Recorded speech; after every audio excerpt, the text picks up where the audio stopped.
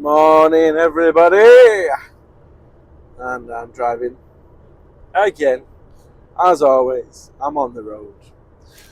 Right, so the CX have put another Facebook post up, and it's a good one. It's how to make even more money on the CX.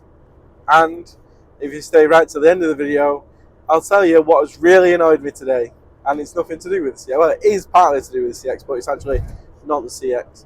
It's a company, multiple companies have annoyed me today. And yeah, I'll talk about that at the end. So the CX have released 7 new ways, 7 ways you can make more money with the exchange. So what they state is, so you've started on the courier exchange, you've been on for 3 months now, and you've made your money back. 89% of you have made your money back. And now you're wondering, well, how do I make more money? So they give you 7 little tips. Number 1, be available. Now it may seem obvious, it is quite obvious, but they are correct. You can make more money if you are available to make money, to actually work. And also set your availability on the courier exchange to available, because people drive around not available, or they forget to switch it after doing a job, and you don't, like, that can be a pain for some people, especially if they're looking for someone in a specific area. Yours says you're not available, but you actually are. You could be losing work. So like it says, be available, be ready to do the jobs, and set yourself to available. Number 2, get good feedback.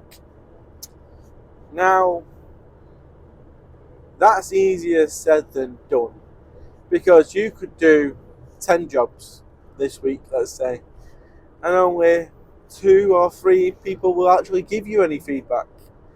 Hopefully it'll be good, because you've done a good job and you've gone above and beyond, but not everybody gives feedback. It's like myself personally, I pay 30 people a month minimum, and I probably receive 4 feedback for them people that have paid, if that, most of the time. So when you've got a 90-day rolling turnover, it only shows 90 days of your feedback to your potential customers who you're bidding for work on, unless they go onto your account and look at everything. So it looks like you're doing a lot less work than you are, because you're getting a lot less feedback, but that's not the case, because companies don't always give feedback. So if you give feedback, good on you, and if you receive a lot of good feedback, you're doing a cracking job. So keep it up. Feedback is very important. Right, number 3. Dave said number 3 is offer specialist services. Now, you don't actually see many specialist services coming up on the CX, but when they do come up, you can get more money for them. For instance, Dave and the Logistics, we all know him, he likes doing ADR on the CX, and he can get up to £2 a mile for that. Whereas a normal long wheelbase running normal stuff will not get anywhere near that. So you can get more money for specialist services, there's just not that many of them. They also recommend offering a fragile and packaging service, and then there's other stuff like waste removal, and my mind's gone blank, but refrigerated, stuff like that. They're all specialist services. There's not that much work for you, but when there is going to be work for you, you will get more money out of it. Right, so number 4 is use future positions. So there's 2 things. There's number 4, which is use future positions, and number 5, which is use future journeys. Similar, slightly different. So future positions is put in where you're going to be and where you want to get your next job from. So you're going to be in Bradford at 3 o'clock. You put, I want to see jobs from Bradford from 1 to 3 o'clock, 1 to 4 o'clock, and when your jobs are coming up on your feed, it'll show you your home location, your current location, and the location you've set. And then future journeys is, say you're planning on running home from let's say Dorset to Manchester empty because you need to be home that night.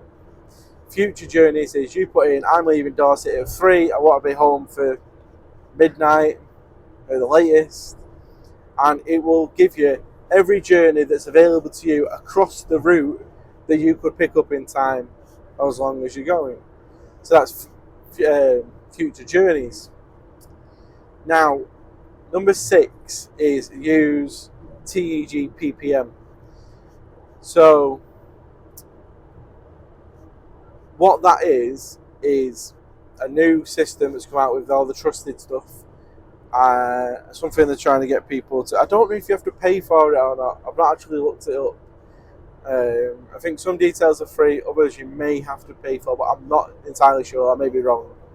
So basically what it does is you put in what vehicle you're in, what areas you frequently use, and it will tell you over the past week, the 7 days prior, what the average pence per mile was in that area, what the highest was and what the lowest was.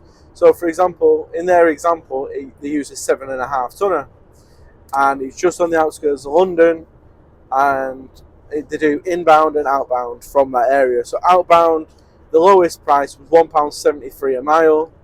The highest price was £5.45 a mile. But then if you think that was probably like a minimum charge job, because minimum charge on a 7.5 ton is like 150, 200 quid. And if you're only doing like a short distance job, it's going to come up as a massive pence per mile.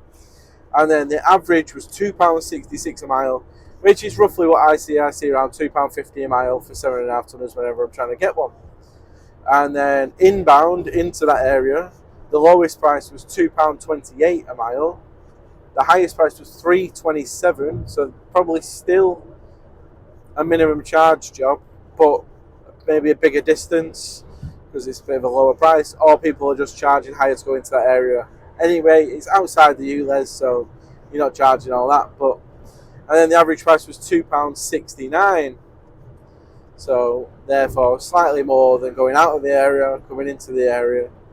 But similar figures, it's around the £2.60, £2.70 mark for a 7.5 tonner around the outskirts of London, which is probably about right. And I believe you can put all your details in and it'll show you in what areas you want to see. But I don't know if you have to pay a subscription or extra money for it. I will look it up at some point. I'll probably tell you on another video. And number 7 is expand your service area. So what they mean by that is when we're looking for jobs, we're looking at 30 miles from where we are. Expand that range to 50 miles, 100 miles, and get jobs that are further away and you can pick up in time. But what you got to remember with that is you're going to have an extra fuel cost to drive to that job to collect. Whether you try and add that onto the job or you're just doing it to get the work in the first place, that's on you. But they say this is for people that have expanded the fleet to 2 or 3 vehicles and want to try and find more and more work for their fleet, which I do understand, but also you shouldn't have to drive 50 miles to get your first job of the day and stuff like that, unless you're in a bad area, per se. So some of them 7 points were really obvious, obviously be available, etc. Have a specialist skill or whatever. They're obvious ones, but they're just trying to tell you to help you out. I don't think you should expand your service, your area of service, necessarily from like 30 to 50 miles, because it's a long way to go out of your way.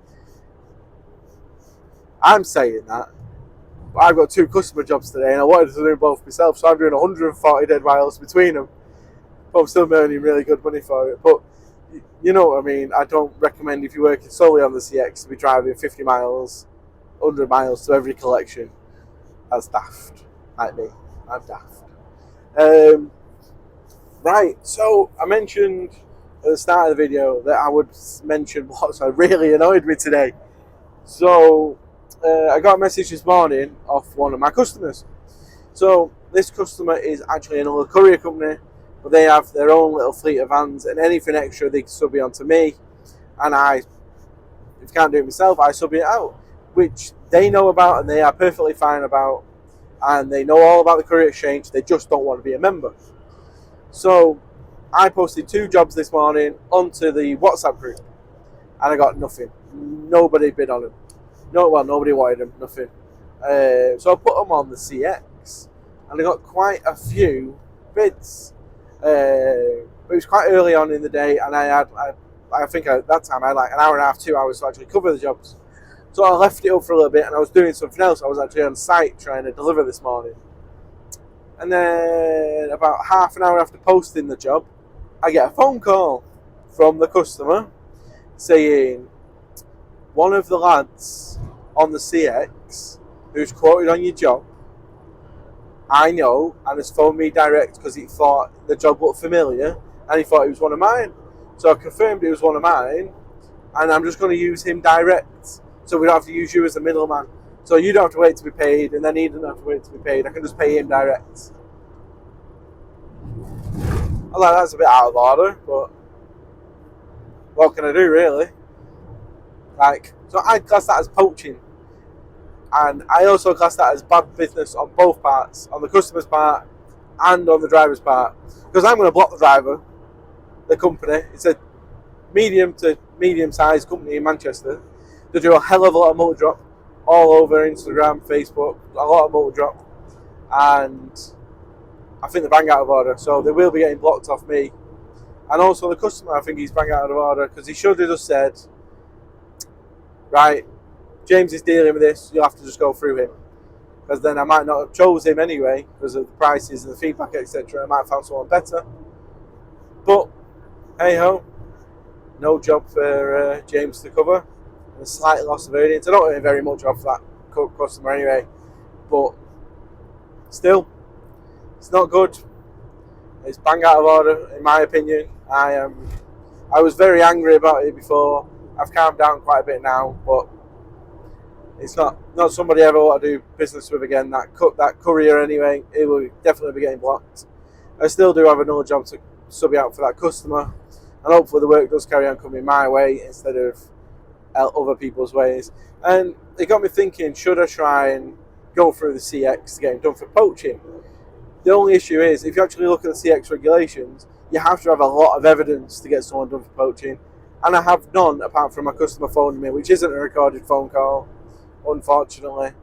And he knows the courier company anyway, and they're pals, so it's just never going to happen, is it? I can make a complaint, but it won't go anywhere, so what's the point?